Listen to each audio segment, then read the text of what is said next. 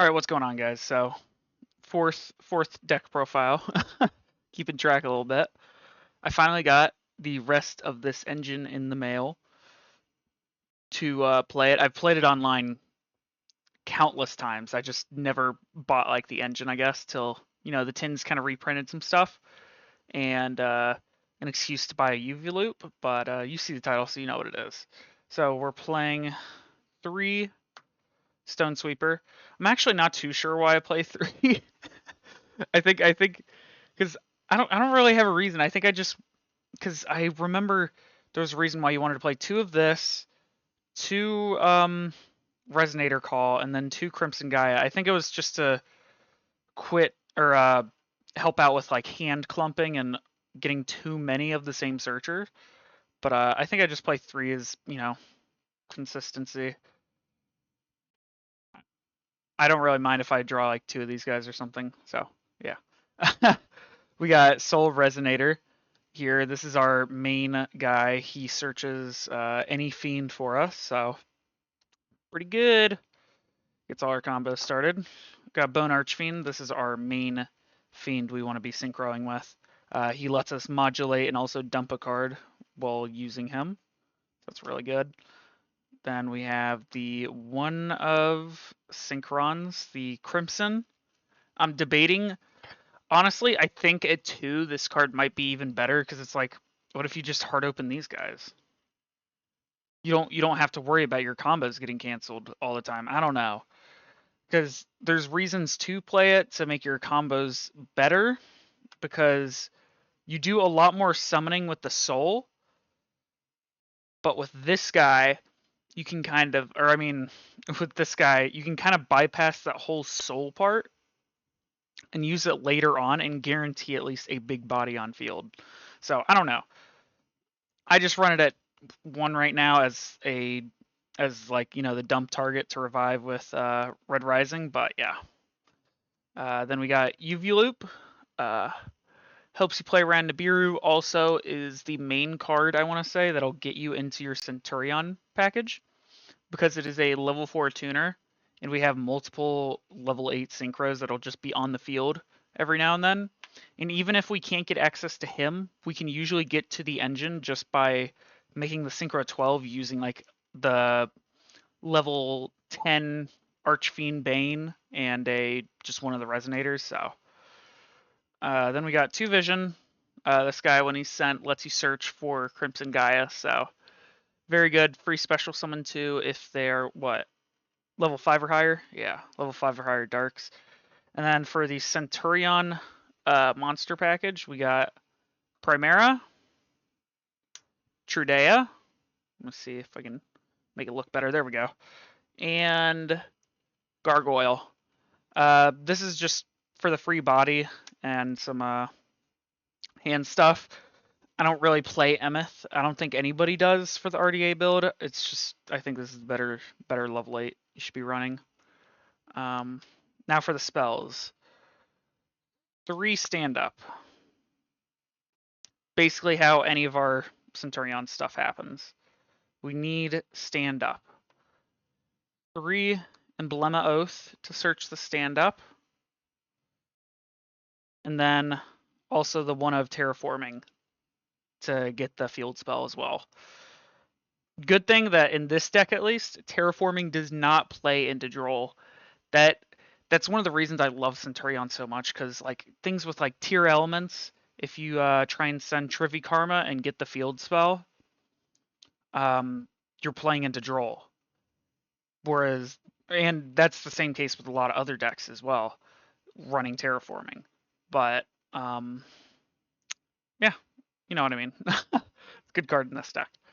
Then we got the one of Failings. Sometimes if you just draw into some of your engine that you want to search off of Auxilia, or you already draw into a hand or into the field spell, you want to have at least something to search off of Auxilia to do something with.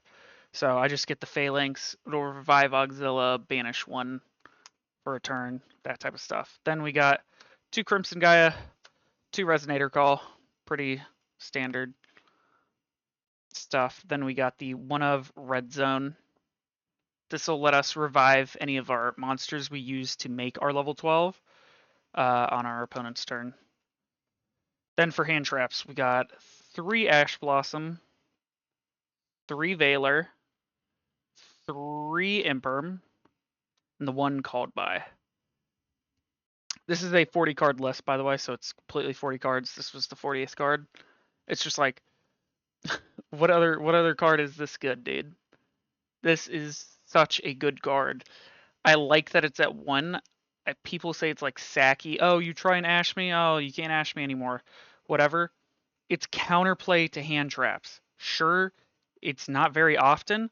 That's a good thing. You want to have somebody able to counterplay against your hand traps every single turn to incredible effectiveness.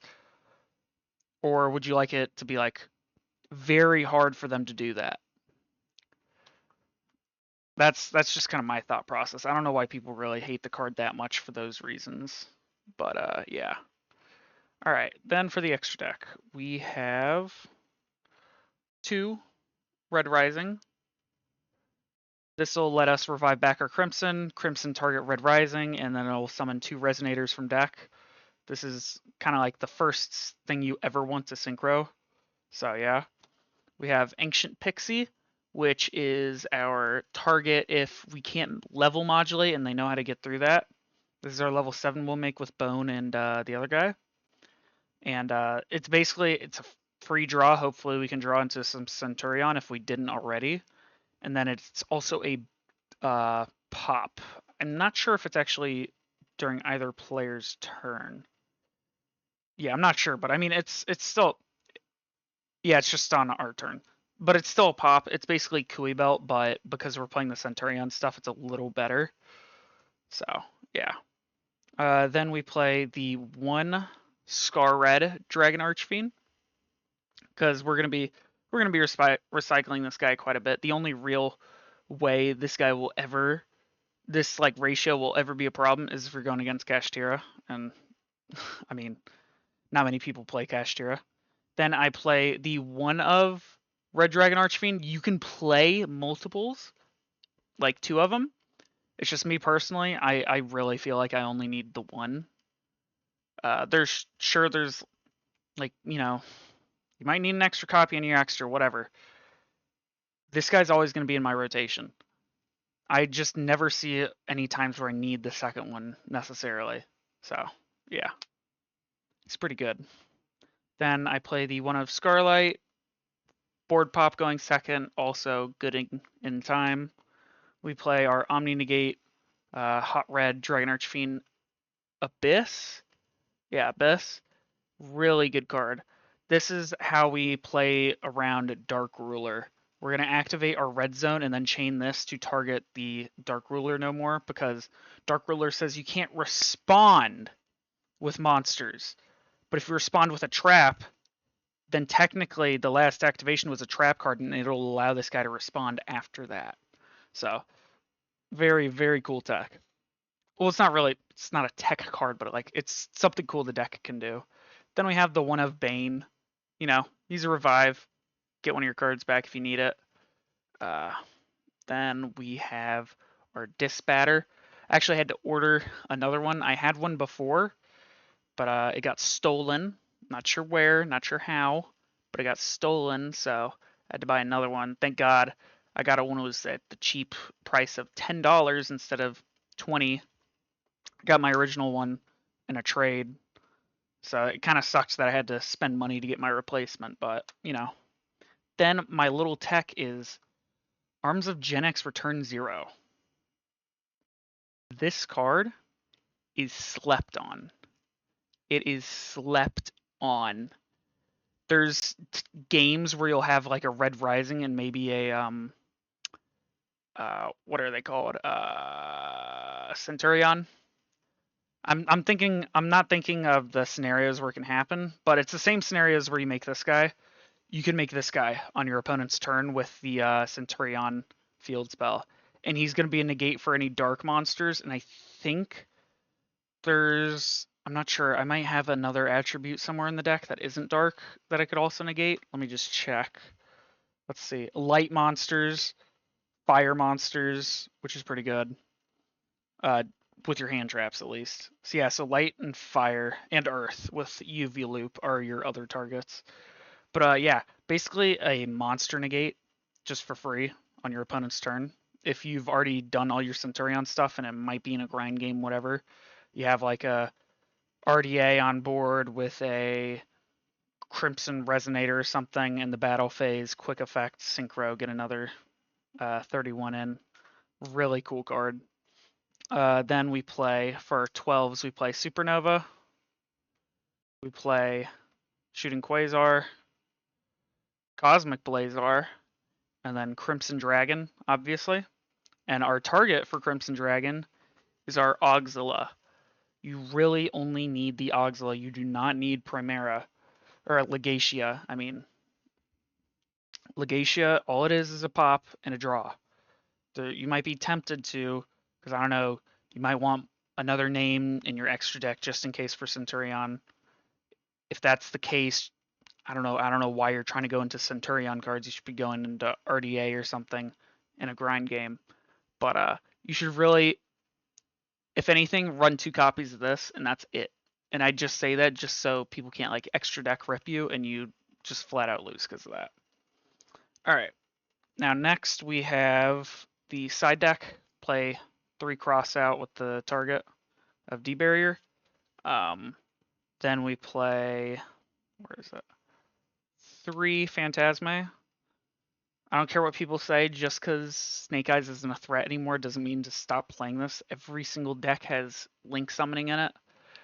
Whether it's Ritual Beast, they might have 2, might have 2 at a time. Sprite have a couple at a time. The only decks this really hurts if I cite it in is like Branded. Those decks where it's only that one type. But this card is always like really good. Against Yubel, I think they might have like 2 or 3 at a time, I think. Then we have Triple Evenly. I would be just running Thrust if I had it, so I could also search D-Barrier for when it comes up, but I don't own any Thrust, too expensive. I don't feel like buying its playset of $40 cards. Maybe if it was $20, but not 40. Then we have our Bestial lineup for Yubel. We got the 1 Magnemite, 3 Druid Swarm. This can also help make our level 10s easier. These 2 guys. Not really Bane, because we don't really care about him. He's kind of weird. But these 2 guys comes up a lot. When you have these on field, you probably want to go into one of these because it's just a free negate or it's free extension. So, yeah. And then for our last card in the extra, I did not know what to do. So I was like, you know what? I don't think I have enough back row hate. So we're going to play the one of Harpy Feather Duster. The ulti Harpy Feather Duster. I don't know if I want to play this or the alt-art, but yeah, this is my last card. This can really be anything.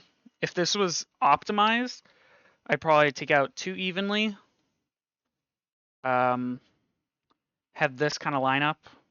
Have these guys up at the front.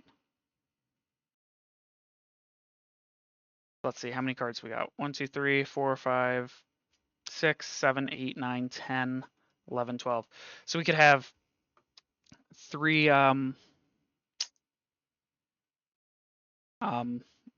talents, 3 talents. Just play 3 talents. And we could search out both of these. Because the likelihood of your opponent not activating a monster effect on your turn is so slim, I don't know why people are like, oh, it's not that good right now, we're not in a good format. Dude, everybody uses a monster effect on your turn, whether it's a hand trap or one of their end board pieces. It's the stupidest thing I ever heard of. But yeah, so that's the deck profile. Hope you guys enjoyed, and I'll see you guys next time.